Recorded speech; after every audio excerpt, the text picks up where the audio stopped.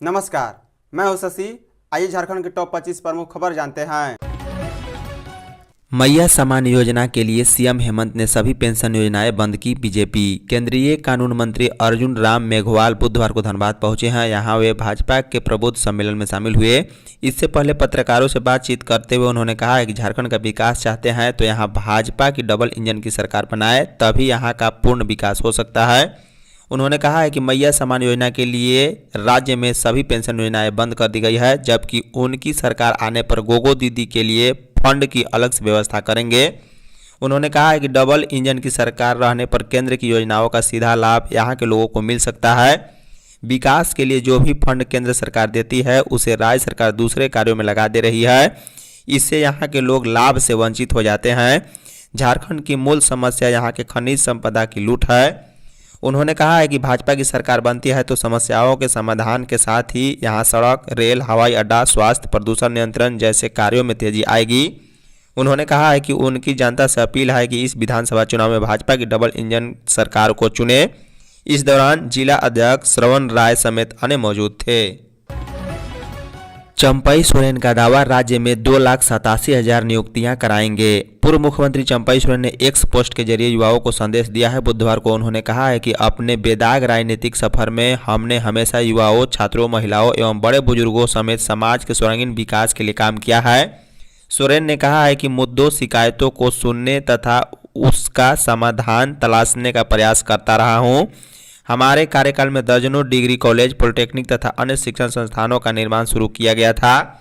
हमारे अल्पकालीन कार्यकाल के दौरान शुरू की गई विभिन्न नियुक्ति प्रक्रियाओं को रोकने की जद्दोजहद न सिर्फ आपको बल्कि मुझे भी निराशा किया है। भाजपा में जब हम परिवर्तन की बात करते हैं तब हमारा मकसद सिर्फ सत्ता परिवर्तन नहीं बल्कि पूरी व्यवस्था को परिवर्तन लाना है। हम एक ऐसी सरकार बनाए जो कैलेंडर बनाकर पारदर्शिता से सभी नियुक्ति प्रक्रियाओं को पूरा कराएगी। पेपर लीक एवं भ्रष्टाचार का कोई स्थान न रहे। भाजपा की सरकार आने के तुरंत बाद 2,87,000 नियुक्तियों की प्रक्रिया शुरू की जाएगी। वहीं 5 लाख युवाओं को स्वरोजगार के अवसर उपलब्ध कराए जाएंगे।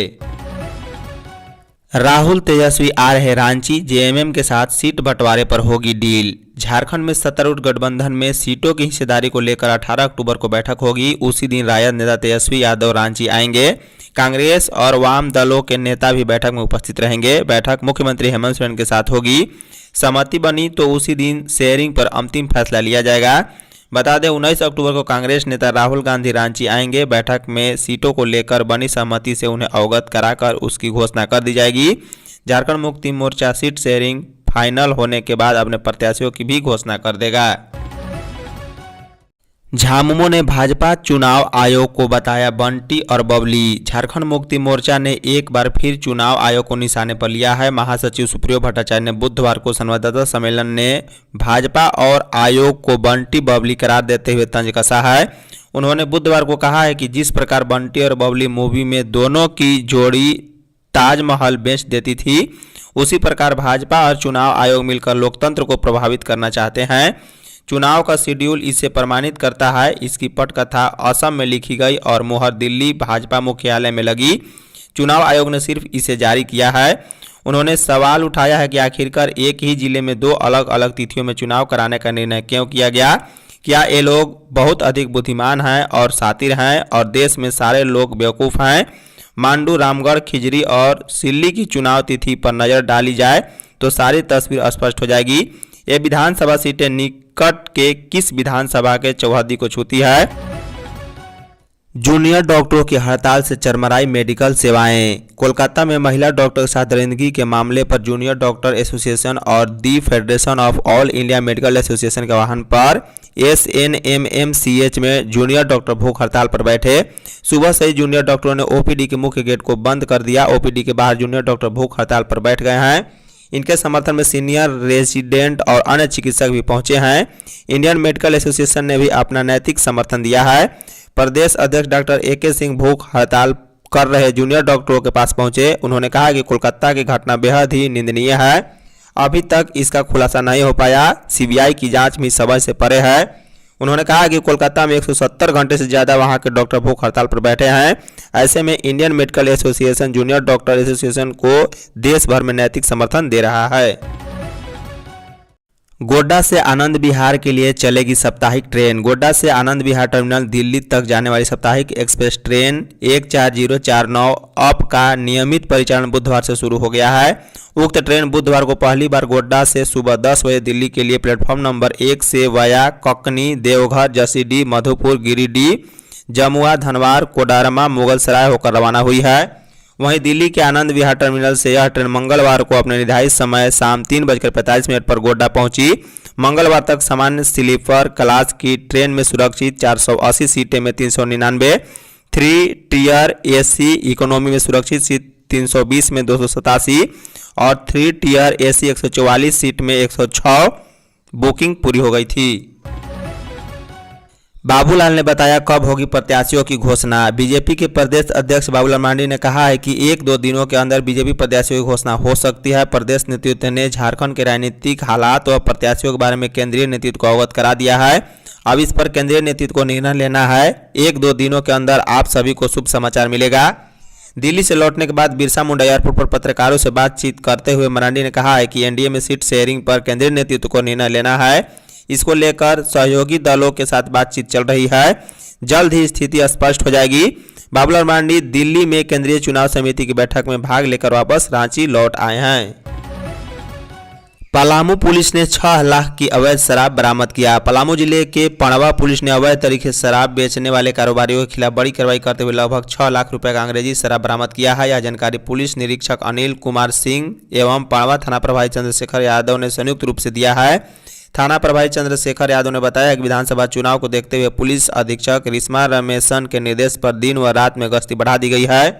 मंगलवार की रात पुलिस पड़वा वन विभाग के नाका के पास गश्ती पर थी। इसी दौरान पड़वा मोड़ के तरफ से मेदिनीनगर के तरफ आ रहे पिकअप वाहन को संदेह के आधार पर पुलिस ने रुकवाने का इशारा किया, लेकिन चालक वाहन नहीं रोका। पुलिस ने जब वाहन का पीछा किया तो पकड़े जाने के डर से पड़वा मध्य विद्यालय के पास वाहन खड़ा कर चालक अंधेरे का लाभ उठाते हुए फरार हो गए।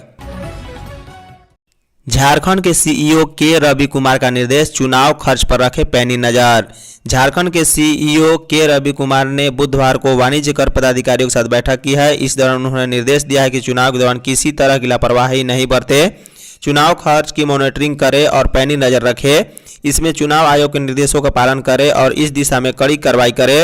उन्होंने चुनाव के दौरान कुशल व्यय प्रबंधन की जानकारी भी दी गई है। झारखंड के मुख्य निर्वाचन पदाधिकारी के रवि कुमार ने राज्य के सभी वाणिज्य कर पदाधिकारियों से कहा है कि चुनाव अवधि में कर वंचना पर अंकुश लगाने एवं चुनाव खर्च की मॉनिटरिंग के लिए भारत निर्वाचन आयोग द्वारा जारी निर्देशों का पूरी तरह अनुपालन करे एवं आवश्यक कार्रवाई में किसी भी प्रकार की कोताही नहीं करे।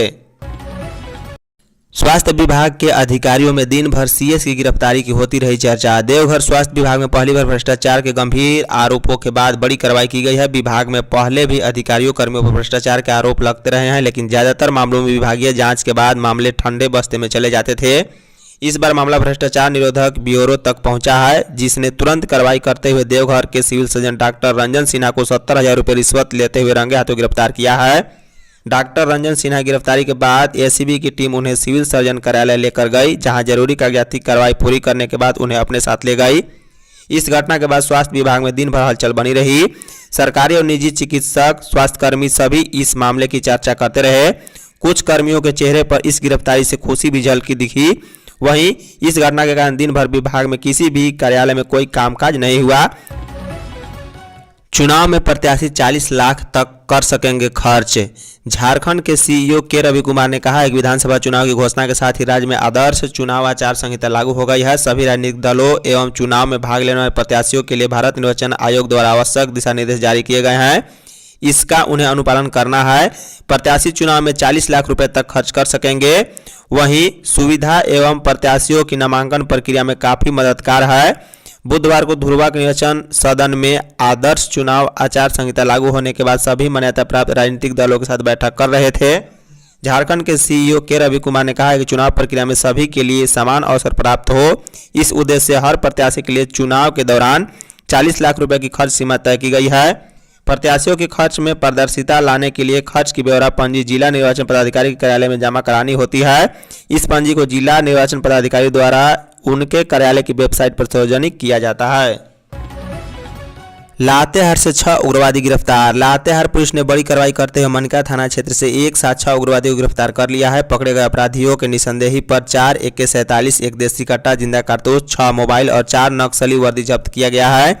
मामले में बरवाडी प्रक्षेत्र के SDPO वेंकटेश कुमार ने बताया है कि पुलिस अधीक्षक को अपराधियों की जमावड़ा होने और किसी बड़े वारदात को अंजाम देने की सूचना प्राप्त हुई। इसके बाद स्पेशल टीम गठित कर उक्त इलाके को घेराबंदी कर तलाशी ऑपरेशन जारी किया गया। इसी दौरान गुजूर गांव के एक मकान से 6 लोगों को पकड़ा गया है।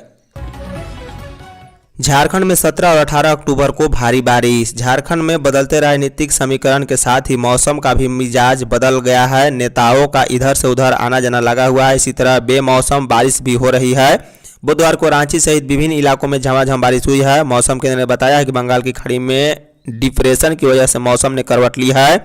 इस कारण बादल छाए हुए हैं और बारिश भी हो रही है। मौसम विभाग के अनुसार 17 और 18 अक्टूबर को भी राज्य के विभिन्न हिस्सों में बारिश की संभावना जताई गई। वज्रपात की भी संभावना जताई गई है। 17 अक्टूबर को रांची सहित देवघर, धनबाद, गोड्डा, दुमका, गिरिडीह, जामताड़ा, पाकुड़, साहेबगंज, पूर्वी सिंहभूम, पश्चिमी सिंहभूम और सिमडेगा में हल्के से मध्य दर्जे की बारिश हो सकती है। वहीं 18 अक्टूबर को भी भारी बारिश की संभावना जताई गई है। इन 2 दिनों तक बादल छाए रहेंगे। 19 अक्टूबर से मौसम साफ हो जाएगा। झारखंड भाजपा की पहली सूची में आज 40 नामों की घोषणा संभव। झारखंड विधानसभा चुनाव के लिए भाजपा अपने प्रत्याशियों का ऐलान गुरुवार को कर सकते हैं। पहली सूची में 40 से अधिक सीटों पर प्रत्याशियों के नाम का ऐलान किए जाने की संभावना है। वहीं दूसरी सूची भी 2 से 3 दिनों के भीतर जारी किए जाने की उम्मीद है। मंगलवार को दिल्ली में प्रधानमंत्री नरेंद्र मोदी की अध्यक्षता में केंद्रीय चुनाव समिति की बैठक में 68 सीटों पर प्रत्याशियों के नाम पर विचार किया गया था। बैठक के दौरान रांची, सिमरिया, पोडैयाहाट, हटिया और बड़कागांव को होल्ड पर रखा गया है। वहीं पार्टी के द्वारा जिन 40 से अधिक सीटों पर पार्टी उम्मीदवारों के नाम लगभग तय माने जा चुके हैं, उनमें अधिकांश बदलाव की संभावना है। बुधवार को भी दिल्ली में महाराष्ट्र के उम्मीदवारों के चयन पर बैठक हुई। इस बैठक में हुए निर्णय के तहत महाराष्ट्र और झारखंड की पहली सूची जारी होगी। बाबूलाल मरांडी ने कहा है कि सीट शेयरिंग पर आलाकमान का फैसला ही अंतिम होगा। विपक्ष ने 20 वर्षों में झारखंड को पिछड़ा बनाया। मुख्यमंत्री हेमंत सोरेन ने एक्स पर पोस्ट के जरिए कहा है कि उन्हें पता है कि अभी भी कई क्षेत्र में बहुत कुछ करना बाकी है। विपक्ष ने 20 वर्षों तक राज्य को इतना पिछड़ा बनाया कि उसे आगे ले जाने के लिए अभी कई गुना जोर लगाना है और यह जोर हम मिलकर लगाएंगे। आने वाले विधानसभा चुनाव में हमें भाजपा और विपक्ष के धनतंत्र, झूठ, साजिश और समाज को तोड़ने वाली राजनीति के खिलाफ मिलकर लड़ना है। आपके विश्वास और समर्थन के साथ हम मिलकर समृद्ध, विकसित और खुशहाल झारखंड का निर्माण करेंगे। धन्यवाद।